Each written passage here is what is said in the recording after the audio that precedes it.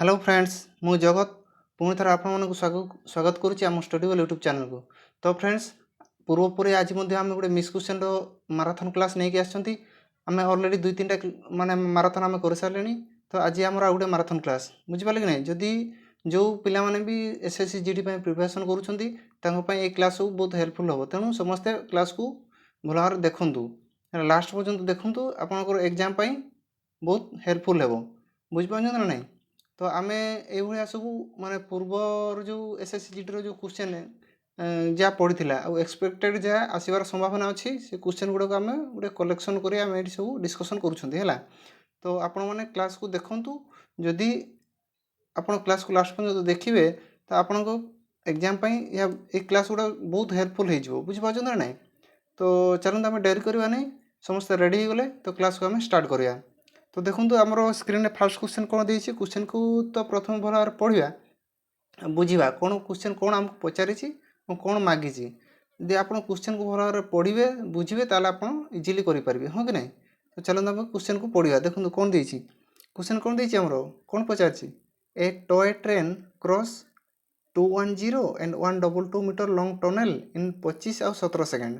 ताले length of the train सी पचार तो ट्रेन लंबाटा सी पचार देखो गोटे ट्रेन जदि कौन सी टनेलटा को माने क्रॉस करके जाऊँगी हाँ कि नहीं ସେଇଟା ଆମର କ'ଣ ହେଉଛି ଗୋଟେ ଟ୍ରେନ୍ର ନିଜର ଗୋଟେ ଲମ୍ବା ଅଛି ହଁ କି ନାହିଁ। ଟ୍ରେନ୍ର ଲମ୍ବା ଆଉ ସେ ଟନେଲ୍ର ଲମ୍ବା ମାନେ ତାକୁ ଟ୍ରେନ୍ଟା ନିଜେ କ୍ରସ୍ କରିବା ସହିତ ସେ ଟନେଲ୍ର ଲମ୍ବାଟାକୁ ବି ସିଏ କ୍ରସ୍ କରିକି ଯାଉଛି ହଁ କି ନାହିଁ।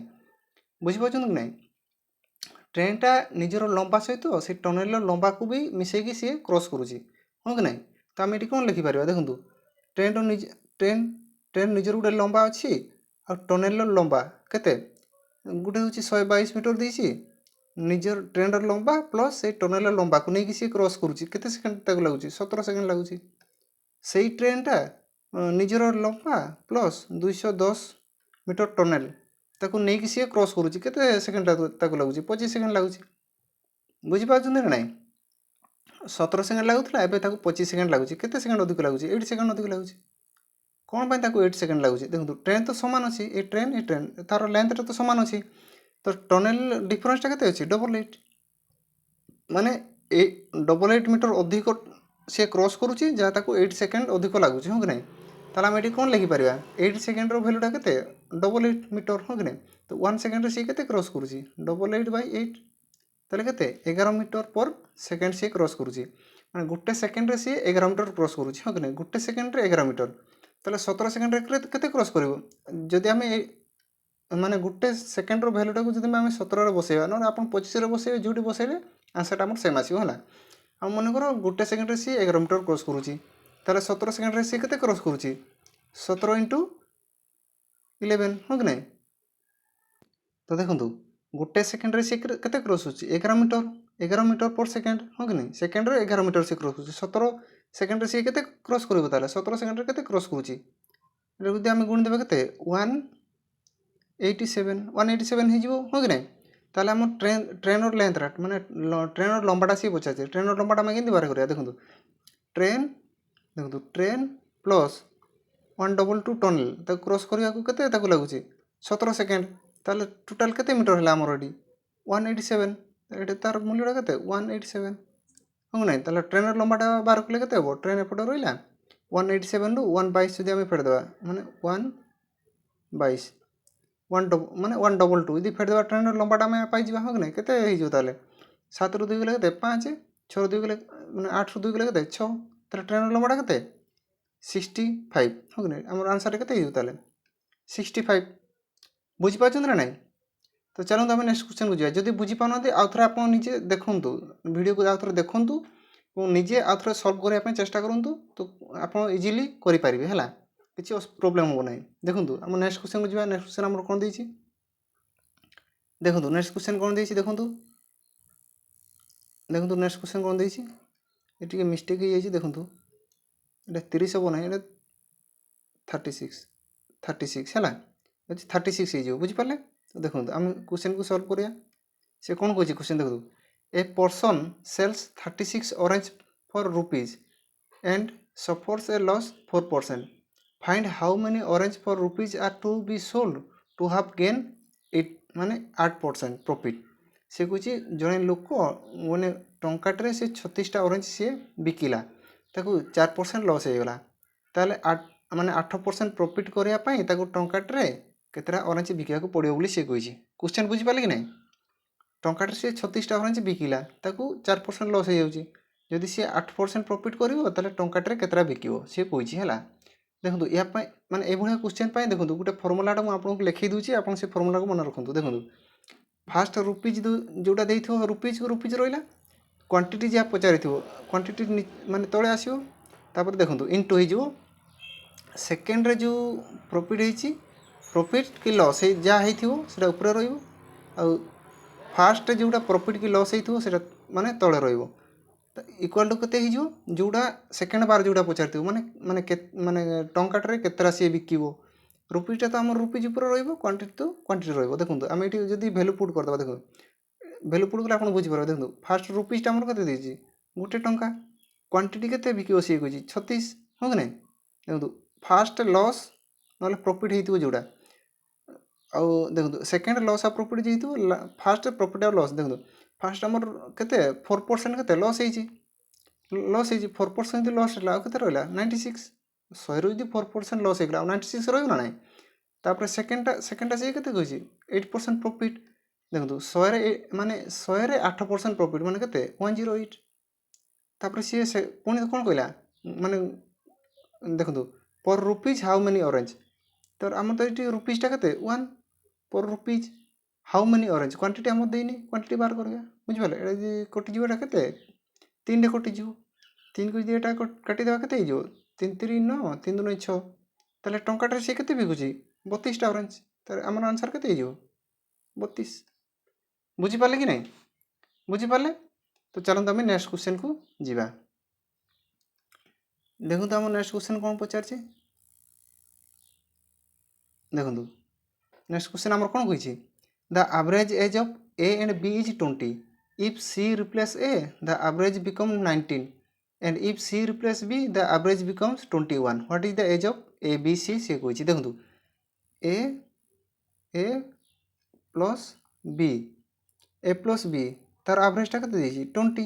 ଯଦି ଦୁଇ ଜଣଙ୍କର ଆଭରେଜଟା 20 ତାହେଲେ ଟୋଟାଲଟା କେତେ ହେଇଯିବ 2 ଇଣ୍ଟୁ ହେଇଯିବ, ତ କେତେ ହେଇଯିବ 40। ଆଉ ସିଏ କ'ଣ ସିଏ ପୁଣି କରିବା C ରିପ୍ଲେସ୍ A, ମାନେ A କୁ C ରିପ୍ଲେସ୍ କରିବ ହେଲା। ମାନେ A କୁ C ରିପ୍ଲେସ୍ କରିବ ମାନେ ଏ ଜାଗାରେ ସି ଆସିବ, ମାନେ ଏଟା ପଳେଇବ ହେଲା, ସି ଜାଗାରେ ଏ ଆସିବ, ମାନେ ଏ ଜାଗାରେ ସି ଆସିବ। ଏ ଜାଗାରେ ସି ଆସିଲେ କ'ଣ ହେବ ସିଟା ପଳେଇଲା ଆମର, ତାହେଲେ ବି ତ ବି ରହିଲା। ତାହେଲେ ତାଙ୍କର ଆଭରେଜଟା କେତେ ହେବ ବୋଲି ସିଏ କହିଛି 19 ହେବ। ଏଇଟା ଯଦି ତାଙ୍କର ଆଭରେଜଟା 19 ତାହେଲେ ଟୋଟାଲ୍ କେତେ ହେବ 30। ବୁଝିପାରୁଛନ୍ତି? ବୁଝିପାରିଲେ କି ନାହିଁ? ପୁଣି ସିଏ କ'ଣ କଲା ଦେଖନ୍ତୁ ସି ରିପ୍ଲେସ୍ ବି, ମାନେ ବିକୁ ପୁଣି ସି ରିପ୍ଲେସ୍ କରିବ, ତାହେଲେ କିଏ ବି ଜାଗାରେ ସି ଆସିବ, ବି ତ ରିପ୍ଲେସ୍ ହେଇଗଲା ସିରେ ନା। ତାହେଲେ ତାଙ୍କର ଆଭରେଜଟା କେତେ ଦେଇଛି 21, ଆଭରେଜଟା 21, ତାର ଟୋଟାଲ୍ କେତେ ହେଇଯିବ 2 2 କେ 2 2 4 42 ହେଇଯିବ। 42 ହେଇଯିବ କି ନାହିଁ? ଦେଖନ୍ତୁ ଏଠି ଏ କେତେ ଥର ଆସିଛି 2 ଥର, ଏ 2 ଥର ଆସିଛି, ସି କେତେ ଥର 2 ଥର, ବି କେତେ ଥର 2 ଥର, ହଁ କି ନାହିଁ? ଏ 2 ଥର, ସି 2 ଥର, ବି 2 ଥର, ତାହେଲେ ଆମର ଏଇଟା କେତେ ହେଇଯିବ 2 ଇଣ୍ଟୁ ଏ ପ୍ଲସ୍ ବି ପ୍ଲସ୍ ସି ଆମେ ଲେଖିପାରିବା କି ନାହିଁ? ଦେଖନ୍ତୁ 2 ମାନେ ଏ 2 ଥର, ବି 2 ଥର, ସି 2 ଥର, ହଁ କି ନାହିଁ? ତାଙ୍କର ଟୋଟାଲ୍ କେତେ ହେଇଛି ତାହେଲେ ଦେଖନ୍ତୁ 8 2 10, 4 3 7, 7 4 11, 12 120। ଏ ପ୍ଲସ୍ ବି ପ୍ଲସ୍ ସିର କେତେ ବାହାରିଲା ଆମର 120। ତାହେଲେ ଏ ପ୍ଲସ୍ ବି ପ୍ଲସ୍ ସିଟା କେତେ ହେଇଯିବ ଆମର ଏ ପ୍ଲସ୍ ବି ପ୍ଲସ୍ ସି କେତେ ହେଇଯିବ 120/2 60।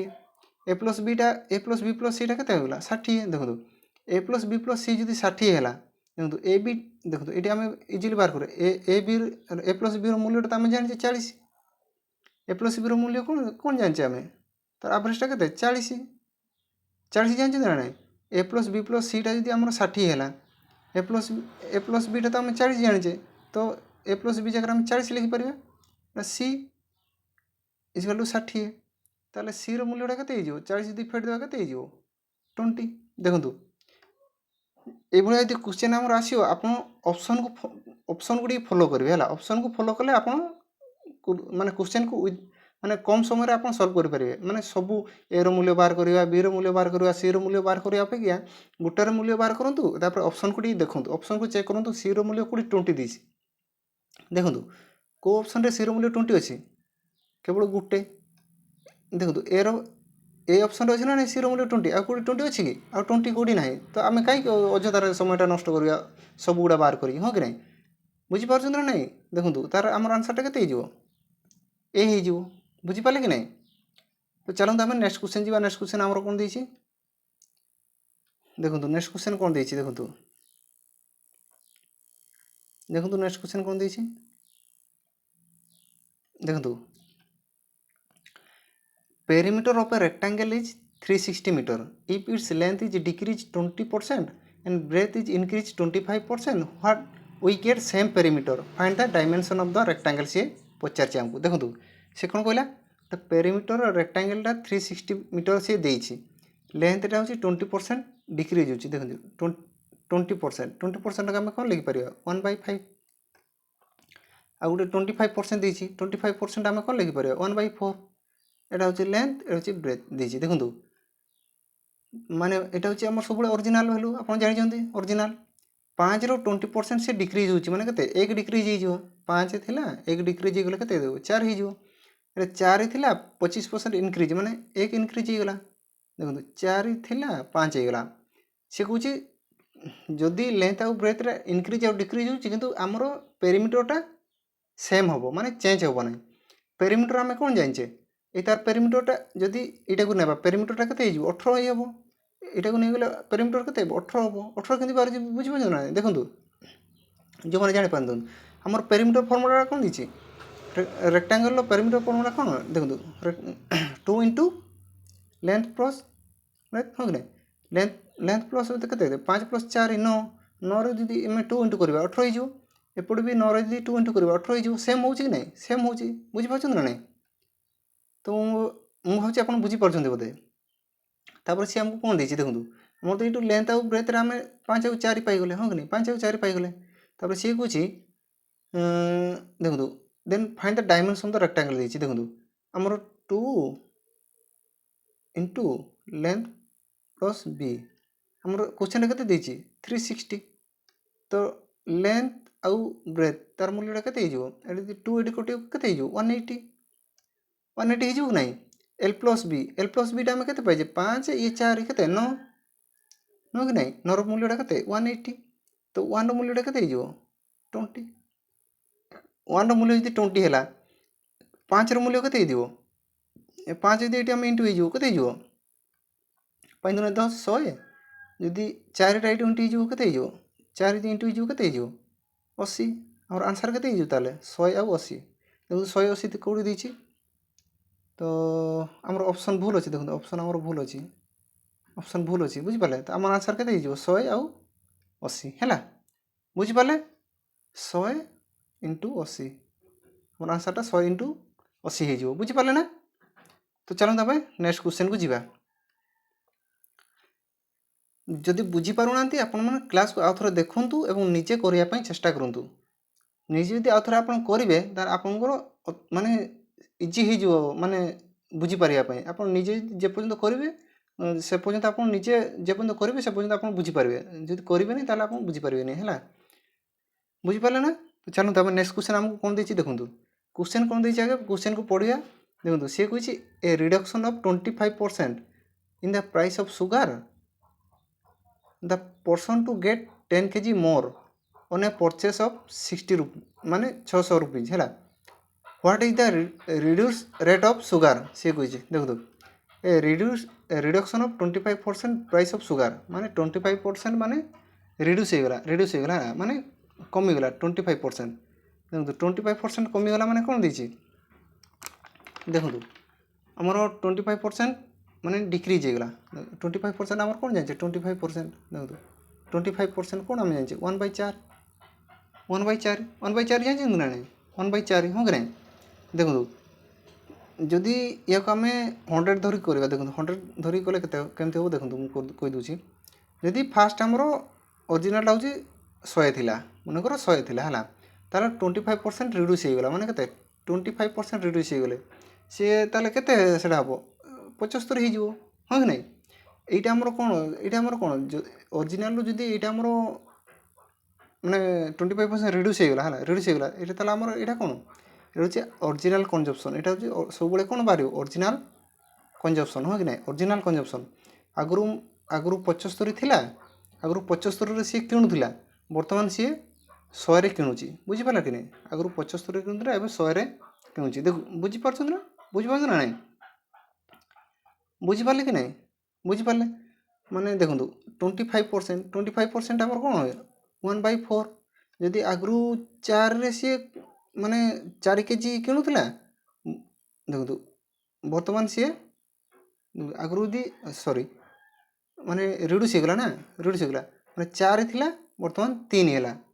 4 ଥିଲା, ଦେଖନ୍ତୁ 25% ହେଉଛି 1/4 ତ, ହଁ 1/4, ହଁ କି ନାହିଁ, 1/4 ହେଲା। ଦେଖନ୍ତୁ ମାନେ 4 ମାନେ ଦେଖନ୍ତୁ 4 ଥିଲା ମାନେ 3 ହେଇଗଲା, ହଁ କି ନାହିଁ। ତାହେଲେ ଏଇଟା ଆମର କେତେ ଦେଇଛି ଦେଖନ୍ତୁ 75ଟା କ'ଣ ଦେଇଛି ଆମର ଦେଖନ୍ତୁ ରିଡ୍ୟୁସ୍ ହେଇଗଲା ମାନେ ସିଏ କେତେ କେଜି, ସିଏ 600 ମାନେ 600 କେଜି ଅଧିକ କହୁଛି। ଦେଖନ୍ତୁ ଆମେ ସବୁବେଳେ କ'ଣ କହିଛେ ଏଇଟା ହେଉଛି ଆମର ଅରିଜିନାଲ କଞ୍ଜମ୍ପସନ୍। ଅରିଜିନାଲ କଞ୍ଜମ୍ପସନ୍ ହଁ କି ନାହିଁ। ମାନେ ଆଗରୁ ସିଏ ଏତିକି କରୁଥିଲା, ବର୍ତ୍ତମାନ ଏତିକି ସିଏ କିଣିଲା। ଆଗରୁ 75 କିଣୁଥିଲା, ଏବେ ଯେଉଁ ମାନେ 25% କମିଗଲାଠୁ ସିଏ ଏତିକି କିଣୁଛି। ଦେଖନ୍ତୁ ଆଗରୁ ଆମର କେତେ 3 ଯଦି ଆଗରୁ ଦେଖନ୍ତୁ 3 ଯଦି ଆଗରୁ ମାନେ କିଣୁଥିଲା, ଏବେ 4 କିଲୋ ଅଧିକ କେଜିରେ ଦେଇଛି। 3 କିଲୋ ଆଗରୁ ଯଦି କିଣୁଥିଲା, ଏବେ 4 କେଜି ଅଧିକ କିଣୁଛି। ମାନେ କେତେ କେଜି ସିଏ ଅଧିକ କିଣୁଛି 1 କେଜି ଅଧିକ କିଣୁଛି, ହଁ କି ନାହିଁ। 1 କେଜି ଅଧିକ କିଣୁଛି ନା ନାହିଁ, ହଁ 1 କେଜି ଅଧିକ କିଣୁଛି। ତାହେଲେ ଆମର କ୍ୱେଶ୍ଚନରେ ସେଇଟା କେତେ ଭ୍ୟାଲୁଟା ଦେଇଛି, କେତେ ଭ୍ୟାଲୁଟା ଦେଇଛି, ସିଏ କେତେ କେଜି ଅଧିକ କିଣିବ ବୋଲି ସିଏ କହିଛି 10 କେଜି। 1 କେଜି କିଣୁଛି କି ସିଏ 10 କେଜି କିଣୁଛି ଅଧିକ। ବୁଝିପାରିଲେ କି ନାହିଁ? ଏଇଟା କେତେ ଗୁଣ ହେଇଯିବ 10 ଗୁଣ ହେଇଯିବ, ହଁ କି ନାହିଁ। ତାହେଲେ ଏଇଟା ଯଦି 10 ଗୁଣ ହେଇଯିବ, ଆଗରୁ ସିଏ କେତେ କିଣୁଥିଲା ଇଣ୍ଟୁ ହେଇଯିବ କେତେ 10। ଆଗରୁ ସିଏ 10 କେଜି ଯଦି କିଣୁଥିଲା, ଏବେ ସିଏ କେତେ ଦେଖନ୍ତୁ 4 10 ହେଇଗଲା କେତେ 40 କେଜି। ଆଗରୁ 10 ମାନେ 30 କେଜି କିଣୁଥିଲା, ଏବେ ହେଉଛି 40 କେଜି କିଣୁଛି। ବୁଝିପାରିଲେ ନା? ବୁଝିପାରିଲେ କି ନାହିଁ? ତ ମୁଁ ହେଉଛି ଆପଣ ବୁଝିପାରିଲେ। ଦେଖନ୍ତୁ ତାପରେ କ୍ୱେଶ୍ଚିନ୍ ଆମକୁ କ'ଣ ପଚାରିଛି ଦେଖନ୍ତୁ। କ୍ୱେଶ୍ଚିନ୍ ପୁଣି ପଚାରିଲା ସିଏ 10 କେଜି ଯେଉଁ ଅଧିକ କିଣୁଛି, ସେ କେତେ ଟଙ୍କାରେ ସିଏ କିଣୁଛି। ଦେଖନ୍ତୁ ମାନେ ଦେଖନ୍ତୁ ଆଗରୁ ତ ଆମର 30 କେଜି କିଣିଲା, ବର୍ତ୍ତମାନ ସିଏ 40 କେଜି କିଣୁଛି। ଦେଖନ୍ତୁ 40 କେଜିକୁ ସିଏ 600 ଟଙ୍କାରେ କିଣୁଛି। କ୍ୱେଶ୍ଚିନ୍ ଆମର ଦେଇଛି 600 ଟଙ୍କା, ତାହେଲେ ଗୋଟେ କେଜିଟା ସିଏ କେତେରେ କିଣିବ 600/40, ଏଇ କଟିଗଲେ କେତେ, ଏଇଟା କେତେରେ କଟିଗଲେ 15। ତାହେଲେ ଆମକୁ କ୍ୱେଶ୍ଚିନ୍ଟା କ'ଣ ପଚାରିଛି ଦେଖନ୍ତୁ। କ୍ୱେଶ୍ଚିନ୍ଟା ଆମକୁ ପଚାରିଛି what is the reduce rate of sugar. ମାନେ ଗୋଟେ କେଜିଟା କେତେ, ସେ ଗୋଟେ କେଜିଟା କେତେ ସିଏ ପଚାରିଛି। ଗୋଟେ କେଜିର ମୂଲ୍ୟଟା ସିଏ କେତେ ପଚାରିଛି। ତାହେଲେ କେତେ ଆମର ଗୋଟେ କେଜିର ମୂଲ୍ୟଟା ବାହାରିଲା, କେତେ ବାହାରିଲା 15। ବୁଝିପାରିଲେ ନା? ତ ଚାଲନ୍ତୁ ଆମେ ନେକ୍ସଟ କ୍ୱେଶ୍ଚନ୍ ଯିବା। ବୁଝିପାରିଲେ କି ନାହିଁ କୁହନ୍ତୁ, ବୁଝିପାରିଲେ ନା? ମୁଁ ଭାବୁଛି ଆପଣ ବୁଝିପାରୁଥିବେ। ତ ଚାଲନ୍ତୁ ଆମେ ନେକ୍ସଟ କ୍ୱେଶ୍ଚନ୍କୁ ଯିବା। ଦେଖନ୍ତୁ ନେକ୍ସଟ କ୍ୱେଶ୍ଚନ୍ ଆମର କ'ଣ ଦେଇଛି ଦେଖନ୍ତୁ। ନେକ୍ସଟ କ୍ୱେଶ୍ଚନ୍ ଦେଇଛି ଆମର, ଦେଖନ୍ତୁ ନେକ୍ସଟ କ୍ୱେଶ୍ଚନ୍ ଦେଇଛି what must be subtract from each term of the ratio 3:7 so that the ratio become ଏତିକି ହେଇଯିବ। ଦେଖନ୍ତୁ ଆମକୁ କହୁଛି 3:7ରେ ଆମେ କେତେ ଯଦି ଆମେ ଫେଡ଼ିବା, ତାହେଲେ ତା ରେସିଓଟା 2:5 ହେଇଯିବ। ଦେଖନ୍ତୁ 3 ରେସିଓଟାକୁ ଆମେ କ'ଣ ଲେଖିପାରିବା, ଏମିତି ଲେଖିପାରିବା କି ନାହିଁ 3:5। ତ ଆମେ କ'ଣ ସବଷ୍ଟ୍ରାକ୍ଟ କରିବା, ଯଦି ଆମେ ମନେକର x ଆମେ ସବଷ୍ଟ୍ରାକ୍ଟ କଲେ, x ଫେଡ଼ିଦେଲେ, ତାର ମୂଲ୍ୟଟା କେତେ ହେଇଯିବ ସିଏ କହୁଛି 2/5 ହେଇଯିବ ବୋଲି ସିଏ କହୁଛି। ଆମର ଯଦି କ୍ରସ୍ ମଲ୍ଟିପ୍ଲିକେସନ୍ ହେଇଯିବ 5×3=15, ଦେଖନ୍ତୁ 5×3=15 5x, ଏଇଟା 2×14 2x, ହଁ କି ନାହିଁ। ତ ଏଇଟା ଆମର କେତେ ହେଇଯିବ ଦେଖନ୍ତୁ 5x 2x ଯଦି ପଳେଇ ଆସିବ କେତେ ହେଇଯିବ 3x। ତ 14ଟା ପୁରା ସେ କେତେ ହେଇଯିବ 1 ହେଇଯିବ। ତ xର ମୂଲ୍ୟଟା କେତେ ହେଇଯିବ 1/3 ହେଇଯିବ। ତାହେଲେ ଆମର ରେସିଓଟା କେତେ ହେଇଯିବ 1/3। ବୁଝିପାରିଲେ ନା? ତ ଚାଲନ୍ତୁ ଆମେ ନେକ୍ସଟ କ୍ୱେଶ୍ଚନ୍। ତ ଏଇଟା ତ ଇଜି କ୍ୱେଶ୍ଚନ୍ ଥିଲା। ଦେଖନ୍ତୁ ଆମେ ନେକ୍ସଟ କ୍ୱେଶ୍ଚନ୍ ଦେଇଯିବା। ନେକ୍ସଟ କ୍ୱେଶ୍ଚନ୍ କ'ଣ ଦେଇଛି ଦେଖନ୍ତୁ। ନେକ୍ସଟ କ୍ୱେଶ୍ଚନ୍ କ'ଣ ଦେଇଛି ଦେଖନ୍ତୁ। ନେକ୍ସଟ କ୍ୱେଶ୍ଚନ୍ ପଢ଼ନ୍ତୁ। କ୍ୱେଶ୍ଚନ୍ କ'ଣ ଦେଇଛି ଆଗେ ପଢ଼ନ୍ତୁ। father is 5 times the age of his son. After 15 years, the father will be 1/2 times older than his son. What is the present age of father? ସେ ପଚାରୁଛି। ଦେଖନ୍ତୁ ଗୋଟେ ମାନେ ପିତାର ବୟସ ତା ପୁତ୍ରର ବୟସର 5 ଗୁଣ। ଦେଖନ୍ତୁ ଏଠି ଆମେ ଫାଦର ନେଇଯିବା, ତାର ପୁତ୍ର ସନ୍ ହେଇଯିବ। ସନ୍ର ଯଦି 1 ହେଲା, ଫାଦର କେତେ 5 ଟାଇମ୍ ମାନେ 5 ହେଇଯିବ, ହଁ କି ନାହିଁ? 5 ହେଇଯିବ। ଆଫ୍ଟର 15 ମାନେ 15 ବର୍ଷ ପରେ, 15 ବର୍ଷ ପରେ ତାଙ୍କ ରେସିଓ 1/2 ହେଇଯିବ। ମାନେ ତା ପୁଅଠୁ ସିଏ ମାନେ 2.5 ଗୁଣ ଅଧିକ ହେଇଯିବ ସିଏ କହୁଛି। ଦେଖନ୍ତୁ ପୁଅର ଯଦି 1 ହେଲା, ତାର 2.5 ଗୁଣ ମାନେ 1/2 ହେଇଯିବ, ହଁ କି ନାହିଁ? କ୍ୱେଶ୍ଚନ୍ ବୁଝିପାରୁଛନ୍ତି ନା ନାହିଁ? ଯଦି ପୁତ୍ରର ବୟସଟା 1 ହେବ, ତାର ଗୁଣ ମାନେ କେତେ 2.5 ଗୁଣ ହେଇଯିବ। ଯଦି ଏଇଟାକୁ ଆମେ ସଲ୍ଭ କରିବା 2 2 4 1 5, ତାକୁ ଆମେ କେତେ 5/2 ଲେଖିପାରିବା କି ନାହିଁ? ଦେଖନ୍ତୁ 5/2 এটা ରେସିଓରେ ଅଛି, ତ ଏଇ 2ଟା ଏପଟେ ଇଣ୍ଟୁ ହେଇଗଲେ କେତେ ହେଇଯିବ? ଇଣ୍ଟୁ ହେଇଗଲେ ଏଇଟା କେତେ ହେଇଯିବ? ଦେଖନ୍ତୁ ଏଇ 2ଟା ଏପଟେ ଆସିଲେ କେତେ ହେବ? ଏଇଟା 2 ହେଇଯିବ, ହଁ କି ନାହିଁ? 2 ହେଇଯିବ କି ନାହିଁ? ହେଲା ପିତା ପୁତ୍ରର ରେସିଓ 15 ବର୍ଷ ପରେ କ'ଣ ହେବ? 5/2 ହେଇଯିବ। ବୁଝିପାରିଲେ କି ନାହିଁ? 5/2 ହେଇଯିବ। ଦେଖନ୍ତୁ ଏଇ ତାଙ୍କର ଡିଫରେନ୍ସଟା କେତେ ଅଛି? ତାଙ୍କ ଡିଫରେନ୍ସଟା କେତେ ଅଛି? 4। ତାଙ୍କ ଡିଫରେନ୍ସଟା କେତେ ଅଛି? 3। ଏମିତି ହେଇପାରିବ କି? ହେଇପାରିବ ନାହିଁ। ଦେଖନ୍ତୁ ଏମିତି ହେଇପାରିବ କି? ହେଇପାରିବ ନାହିଁ। ହେଲା ଏ ତାଙ୍କର ଡିଫରେନ୍ସଟା ବର୍ତ୍ତମାନ ତୁମର ବୟସଟା ଯେତିକି ଥିବ, 5 ବର୍ଷ ପରେ ଯଦି ତୁମର ବୟସଟା ମନେକର 10 ଅଛି, ତୁମ ସାଙ୍ଗର ମନେକର 5 ଅଛି, ହଁ କି ନାହିଁ? 10 ବର୍ଷ ପରେ ତୁମର ଯେଉଁ ଡିଫରେନ୍ସଟା ଅଛି, ଏ ଡିଫରେନ୍ସଟା ସେ ମାନେ ମନେକର ଏଇଟା 5 ବର୍ଷ ଡିଫରେନ୍ସଟା ଅଛି, 10 ବର୍ଷ ପରେ ବି ସେଇଟା କ'ଣ ଚେଞ୍ଜ ହେଇଯିବ କି? ମାନେ ତୁମ ବର୍ଷଟା ଅଧିକ ହେଇଯିବ କି? ତୁମର ଯେଉଁ ସାଙ୍ଗର ବୟସଟା ସେଇଟା କମ୍ ହେଇଯିବ କି? ସେମିତି ତ ହେବନି ନା। ତୁମର ଯଦି 10 ବର୍ଷ ପରେ ତୁମର ବୟସଟା 20 ହେଇଯିବ, ତୁମର ସାଙ୍ଗର ବୟସ 10 ବର୍ଷ ପରେ କେତେ ହେଇଯିବ? 15 ହେଇଯିବ। ତ ଡିଫରେନ୍ସଟା କେତେ? ସେ 5 ବର୍ଷ ଡିଫରେନ୍ସ ରହିବ ନା ନାହିଁ? ତ ଏମାନଙ୍କର ଏଠି କେତେ ଦେଇଛି? ଏମାନଙ୍କର ହେଉଛି ଦେଖନ୍ତୁ ଏଠି ତାର ଡିଫରେନ୍ସଟା 4 ଅଛି, ଏଇଟା ହେଉଛି 3 ଅଛି। ସେମିତି ହେଇପାରିବ କି? ହେଇପାରିବ ନାହିଁ। ତ ଫାର୍ଷ୍ଟ ଆମେ କ'ଣ କରିବା? ତାଙ୍କର ଡିଫରେନ୍ସଟାକୁ ବରାବର କରିବାକୁ ପଡ଼ିବ ଆମକୁ। ବୁଝିପାରିଲେ? ଦେଖନ୍ତୁ ଏଠି ଆମକୁ ବରାବର କରିବାକୁ ପଡ଼ିବ। ବରାବର କଲେ କେତେ ହେବ? ଦେଖନ୍ତୁ ଏଠି 5 ଅଛି, ଏଠି 1 ଅଛି, ଏଠି ଆମର କେତେ ଥିଲା? 5 ଥିଲା, ଏଠି କେତେ ଥିଲା? 2 ଥିଲା, ହଁ କି ନାହିଁ? ତାର ଡିଫରେନ୍ସଟା ଆମର 4, ତାର ଡିଫରେନ୍ସଟା ହେଉଛି 3। ଏ 3କୁ ଆମେ ଏଇଠି ଇଣ୍ଟୁ କରିଦେବା, ଏ 4କୁ ଆମେ ଏଇଠି ଇଣ୍ଟୁ କରିଦେବା। ଦେଖନ୍ତୁ ତାଙ୍କର ରେସିଓ କେତେ ହେଲା? 5 3 15, 3କୁ 3, ଏଇଟା 5 20, 3 2 6। ଦେଖନ୍ତୁ ଡିଫରେନ୍ସଟା ସମାନ ଆସିଲା। ଦେଖନ୍ତୁ ଏ ଡିଫରେନ୍ସଟା କେତେ ଅଛି? 12। 3 2 6, ଦେଖନ୍ତୁ କେତେ ଡିଫରେନ୍ସଟା ଅଛି? ଏଇଠି ଅଛି କେଉଁଠି ଭୁଲ ନା? ଓ ଏଇଟା 4 ନେଇକି 4 2 8, 8। ଏଠି କେତେ ଡିଫରେନ୍ସଟା? 12। ଏଇଟା ଡିଫରେନ୍ସଟା କେତେ? 12। ତାହେଲେ ବରାବର ହେଇଗଲା, ହେଲା କି ନାହିଁ? ବୁଝିପାରିଲେ? ତ ସିଏ କେତେ ବର୍ଷ ସିଏ କହୁଛି? ଆଫ୍ଟର 15 ବର୍ଷ, ଆଫ୍ଟର 15 ଇୟର୍ସ ସିଏ କହୁଛି, ହେଲା। ଆଫ୍ଟର 15 ଇୟର୍ସ, ଆଫ୍ଟର 15 ଇୟର୍ସ ସିଏ କହୁଛି। ତାହେଲେ ଦେଖନ୍ତୁ ଏଇଠୁ ଏତିକି ସିଏ କେତେ ଇୟର୍ କହିଛି? 15 ଇୟର୍। ଆମର ଏଇଠୁ କେତେ? 15। ଦେଖନ୍ତୁ ଏଠି ଆମର ଡିଫରେନ୍ସଟା କେତେ ଅଛି? 15 ବର୍ଷ ସିଏ କହୁଛି, ଆଫ୍ଟର 15 ଇୟର୍ସ। ଏଠି ଆମର ଡିଫରେନ୍ସଟା କେତେ? 5 ଇୟର୍ ଅଛି। ଦେଖନ୍ତୁ 15 ଏଇଟା 20 ମାନେ କେତେ? 5 ଇୟର୍ ଡିଫରେନ୍ସ ଅଛି ନା। ଆମର କ୍ୱେଶ୍ଚନ୍ରେ କ'ଣ କହିଛି? କ୍ୱେଶ୍ଚନ୍ରେ କହିଛି 15 ବର୍ଷ। ଦେଖନ୍ତୁ 5 ବର୍ଷ ସିଏ କହିନି, କେତେ ବର୍ଷ କହିଛି? 15 ବର୍ଷ। ଏଇଟା କେତେ ଗୁଣ ହେଇଯିବ? ଏଇଟା 3 ଗୁଣ ହେଇଯିବ, ହଁ କି ନାହିଁ? ତାପରେ ସିଏ କାହାର ରେସିଓ ସିଏ ପଚାରୁଛି? Present age of the father. Present age କେତେ? ଏଇଟା 15। 15 ହେଉଛି ପ୍ରେଜେଣ୍ଟ ଏଜ୍। 15 ବର୍ଷ ପରେ ସିନା ତାର ଏଜ୍ଟା 20 ବର୍ଷ ହେଇଗଲା, ହଁ କି ନାହିଁ? ତ ଦେଖନ୍ତୁ 5ର ଭ୍ୟାଲୁଟା 15, ତାହେଲେ ସେଇଟା କେତେ ଗୁଣ? 3 ଗୁଣ ହେଇଯିବ। ତାହେଲେ 15ର ଭ୍ୟାଲୁଟା କେତେ ହେଇଯିବ? ପ୍ରେଜେଣ୍ଟଟା 15 3 45। ଫାଦର ପ୍ରେଜେଣ୍ଟ ବର୍ଷ କେତେ? 45 ବର୍ଷ। ବୁଝିପାରିଲେ ନା? ତ ଚାଲନ୍ତୁ ଆମେ ନେକ୍ସଟ କ୍ୱେଶ୍ଚନକୁ ଯିବା। ନେକ୍ସଟ କ୍ୱେଶ୍ଚନ କ'ଣ ପଚାରିଛି ଦେଖନ୍ତୁ। ନେକ୍ସଟ କ୍ୱେଶ୍ଚନ କ'ଣ ଦେଇଛି ଆମକୁ? ଦେଖନ୍ତୁ the value of TV that was purchased in January 2010 depreciate at 12% per annum.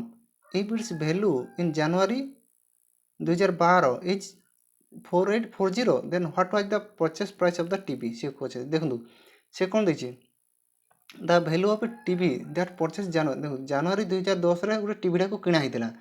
तापर सी कौच माने डिप्रिसिएट्स एट 12% पर आनुम माने 12% हिसाब रे माने तार जो मूल्यटा माने लॉस हो जाउची बुझि पाछन 12% हिसाब रे तार मूल्यटा लॉस होउची हैला तार ता वैल्यूटा 2012 रे एति 4840 हे गला ताले तार परचेस प्राइसटा से केते कहिछि बुझि पाले देखु 2010 रु 2012 2 वर्ष कि नहीं देखो 12% हिसाब रे जदि सेटा माने कमुची 12% माने केते हमर 3/25 12% फ्रैक्शन वाले होते 3/25 हो कि नहीं जो माने परसेंटेज जानि पारु नांती केंति बाहर अछि सेटा हम परसेंटेज बेसिक रु पढुचे हला हमें 2-3टा क्लास माने 4टा क्लास पाखा पाखी नहीं सालेनी हमें तो सेगुडा आपण जाई देखंतु परसेंटेज इजीली बुझी पारबे देखंतु 12% हिसाब रे जदि सेटा डिक्रीज होउची देखंतु 25 जदि थिला माने 12% माने केते